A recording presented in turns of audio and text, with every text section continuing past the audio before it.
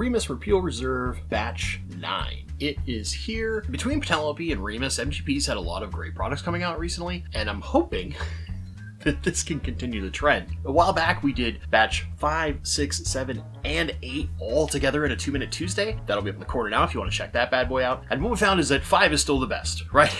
We haven't found something to dethrone 5, but 7 and 8 were steadily getting better and better. So the hope is that batch 9, which is at an improved 104 proof, can give us a little extra flavor and give us something that is worth talking about. Now, the other important thing to keep in mind with the new Remus is the MSRP went down a little. It used to be, I believe, $79.99. This is $73.99. Not a big jump, I know, but still, the fact that they are actually decreasing the price on this, knowing what the current whiskey market is like, and keeping the age statements reasonably good is a big promise. So let's talk about those age statements. Straight bourbon whiskey at 104 proof. Labeling. The 2025 medley, or batch 9, is 23% 2015 36% rye bourbon, so that's the high rye mash bill, 26% 2014 high rye bourbon, 44% of 2015 low rye, 21% rye bourbon, and 7% of 2006 21% low rye bourbon. So overall, we're looking at a 10-year age statement at a minimum. Every whiskey in here is at least 10 years old. And if we do our normal math at $10 per year, this is coming in at less than that. This is basically effectively $7.50 a year from Remus at a slightly improved proof. So let's see how this stacks up on 2-Minute Tuesday. Cork pop.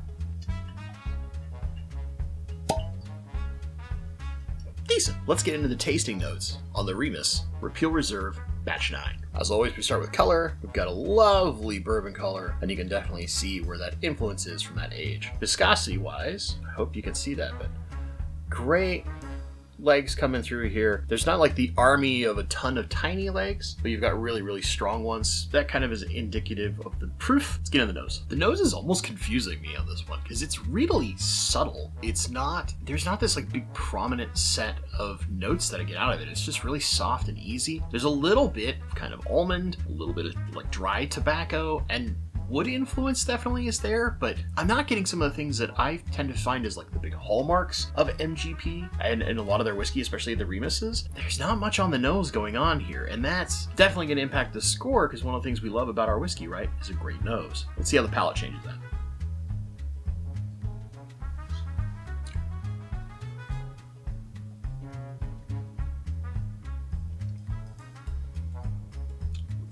Are you sure you're MGP? I would swear I was opening a completely different product. The first thing I get right away is like this blackberry sweetness. I almost never get that kind of fruit off of an MGP product. And then it kind of transitions in, you get some of that tobacco and leather, the kind of the hallmarks of MGP. Has almost none of the pepperiness on the finish that I really love about MGP when it comes to their savory profile. The oak influence is certainly there, but it reminds me more of like Baumburgers and the way that the Chinkapin oak influences their product. Yeah, there's almost like a little touch of like black currant in there too. If you've ever had like black currant hard candies or if you've had the actual fruit itself, this is much fruitier than I would expect out of an MGP product unless it had some kind of finish going on. But we know this is just all 10-year plus whiskey, including one that is from 2006. I mean, it's a small amount, but this is way different than I would normally expect out of an MGP, and I got almost none of this on the nose. The finish doesn't linger super long. It is kind of a short pour. You get this like really interesting dance of flavors, but it's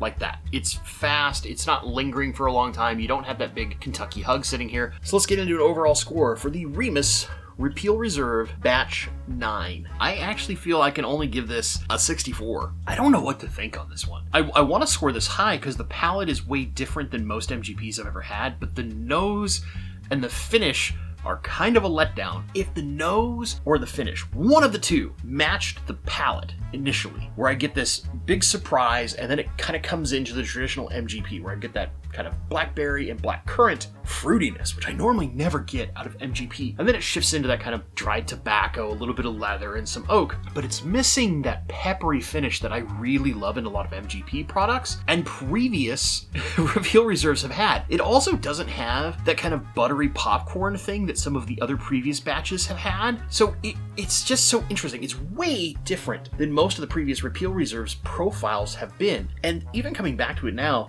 there's just, the nose is so underwhelming. nothing. There's nothing jumping out at me. It's very soft, which if you don't want a high ethanol, you don't want it in your face nose, then this is great because it's almost not there. It's really, really light. I kind of get the blackcurrant a touch now that I've had several sips and keep coming back to this, and I'm trying to find it, but it's so muted. And then again, that finish, I don't have that kind of signature MGP pepperiness coming through and keeping me a little warm, keeping everything going in here. It really is this upfront, like, beautiful fruity note I would never expect out of an MGP, right? Not out of bourbon, at least. And then it goes into kind of the hallmarks of most of MGP, but it's missing that pepperiness that I love. So it's kind of like, I like it because it's different, but I don't like it because it's missing some of the things that I love the most about MGP whiskey and some of the things in the Remus profile in general. Should you hunt this, I think it's going to be pretty available. If you want a super mellow pour, and you're not finding places jacking up, like you can find it at MSRP, I think this is okay. I don't think this is something you need to hunt. I think it's one of those things where it's like, you've liked previous batches, but you don't want a really in-your-face whiskey. If you want a more in-your-face MGP whiskey, I would be trying to find the Omega. I think the Omega is like quintessential MGP with a little kick up, a little extra boost from that French oak stave, and the way that they did that, kind of mimicking the PFG that came out of Bomb Burgers. That is one of the better Penelope products that is a traditional MGP profile that I've had, period, and probably outside of a Remus Gatsby, the best MGP I've had from MGP. I want to be very clear, because there are some like picks that you could go out and we go, well, you could go find this really old, and that's not playing fair, okay? These are more standard releases, even though they're the allocated releases, comparing to like some of those really crazy picks that are out there. Yes, there are insane picks. There's some really crazy stuff that's out there. Don't get me wrong. There's amazing older MGP whiskey out there. But if you're looking for something that's relatively findable and you really like the standard MGP profile, I feel like I would try to hunt the Omega. Like, this is $74 and that was, I think, $125 or $130. I mean, it is a difference in price, but I feel like the jump in quality is such a significant jump that it's worth it. Even though this is a lot of older whiskey, I feel like that low proof is holding this back from doing something more and being interesting. I really want a Remus product at like 110 proof, because I feel like just that little extra kick is enough. And it's amazing to me that this increased proof from the previous ones, going to 104, didn't add a little extra layer of either intensity in the nose or in the palate. The palate came through fast and quick, and that's what really surprises me the most, probably, about this one. So that's it. That is the Remus Repeal Batch 9. Interesting, a little different than what I'd expect out of MGP, but I don't know that this is hunt-worthy.